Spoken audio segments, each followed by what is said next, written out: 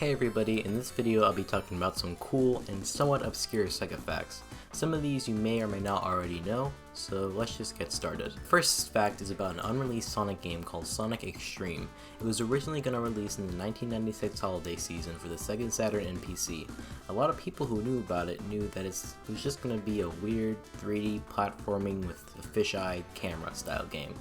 However, did you know that it was originally going to be a 2D platformer for the Genesis and was basically going to be Sonic 4? Then they realized that the Genesis wasn't powerful enough and development shifted to the 32X. However, they realized that the 32X wasn't doing very well, so they shifted development to the Sega Saturn and a Windows port.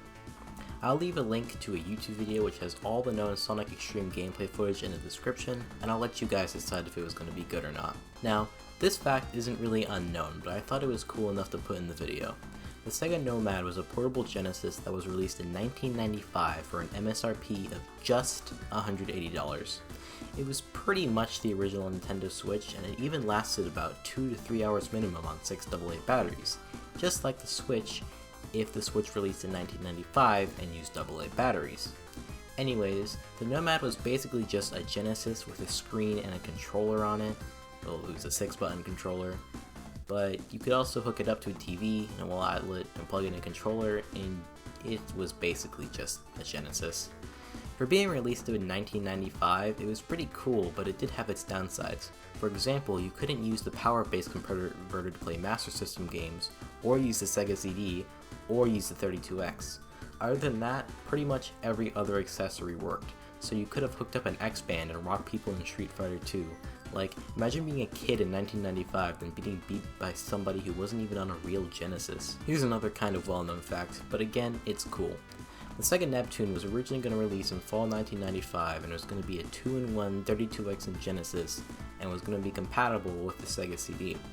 The issue was, the Sega Saturn was already out, and the prices of the Genesis, 32X, and Sega CD were all dropping. So not only would it not be a worthwhile upgrade if people already had a Genesis with add-ons, it would be unappealing to those who owned a Saturn unless they didn't have a Genesis with add-ons before. Sega realized that it wasn't going to work out, as it might have diluted marketing and sales for the Saturn, and prices for the standalone 32X were dropping to $99 near the release of the Neptune. So they cancelled it, and also in fall 1995, October to be exact. I personally think that if they just waited a few years, baked a Sega CD into it, and released it for $99 to $150, it would have been a killer budget console, especially if they included a few games, kind of like a best of deal. The issue was they couldn't really do it in or after 1998 because the Dreamcast would have been out and Sega was already losing market share. Speaking of the Dreamcast, there were some pretty weird special edition Dreamcasts. First, I want to give a shout out to PC Wizard 13 for making a really good list in 2019 of special edition Dreamcasts and where they came from on dreamcasttalk.com. Link is posted in the description if you're interested. These two Dreamcasts that I'm going to mention are just a few that I thought were pretty cool or just weird.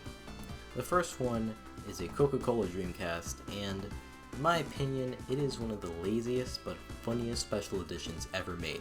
Like, imagine pulling up to a friend's house with their Coke Dreamcast and being like, yo, I got the new Coke Dreamcast, it's the most powerful Dreamcast ever made. Like, it's literally just a Coca-Cola logo on a Dreamcast. It was given away in a drawing by a Japanese restaurant called Jonathan's. This next one is actually really cool. It's a Sakura Wars Special Edition Dreamcast to celebrate the opening of a Sakura Taisen specialty shop in Japan. This is probably my second favorite Special Edition Dreamcast, mostly because of how much detail was there. The box is cool, the console is cool, the controller looks nice, etc. It even came with a special Dream Passport 3 version, and for those of you who don't know, Dream Passport allowed you to use the internet on your Dreamcast, so you had an internet connection.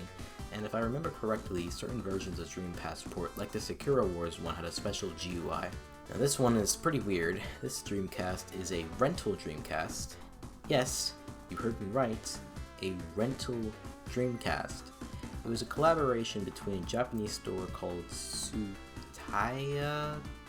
forgive me if I pronounced that wrong, and Sega to rent Dreamcasts, which in turn would have helped them push sales, as once people realized they liked the Dreamcast, they would most likely would have bought one, and obviously didn't work, but you know, they tried.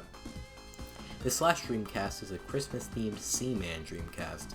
Basically, first you have to make a Christmas message to your friends on the message disc, message Christmas Seaman disc, and then you gave your friends who also had a Dreamcast the present disc. However, these were separate discs you had to buy yourself, but I think it came with the Christmas Seaman Dreamcast. Now, it's really hard to find info on this one, but I do know it came with a version of Dream Passport 2. Now, enough with the special edition Dreamcast. Did you know that the Sega CD had the SNES's sound chip, or at least a very slightly different model as its filtering was different? It's pretty hard to find info on this chip other than one YouTube comment. I'll show that right now. The easiest way to prove they're a similar sound chip is to listen to a Sega CD past song, then find a remix of that past song before the Super Nintendo. That doesn't automatically mean it's the exact same thing, but I think it's pretty similar. Take a listen.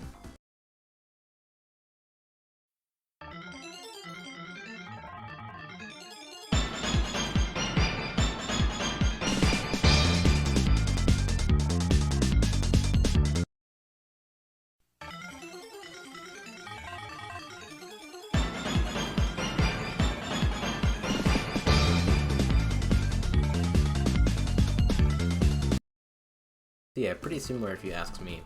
For the final fact, did you know that the blast processing wasn't really a marketing slogan? Like, yeah, you could do a quick little Google search and learn that the Genesis' CPU is 4 times as fast as the Super Nintendo's. However, it was a little more than that. The Genesis was kinda ahead of its time. In short, direct memory access in the Sega Genesis at least was a method for sending hardware from the game cartridge to whatever type of RAM it needed to be in, for example, with VRAM. Even though the Genesis didn't have all the fancy hardware scaling and hundreds of colors the SNES had, it was still pretty fast. The funny thing is, nobody at Sega of America actually knew what DMA/direct hardware access was. They just knew it processed things fast. I can't find much info on when direct memory access was invented, but I do know it has been around for a while. It's similar to how the PS5 can load things fast, which in short is just a really good connection between every part of the PS5. And if you're interested on that, I'll put a YouTube and a Quora link in the description. Anyways, I just thought those were just some cool / kinda unknown Sega facts. Hope you all enjoyed the video and hopefully learned something new. See ya.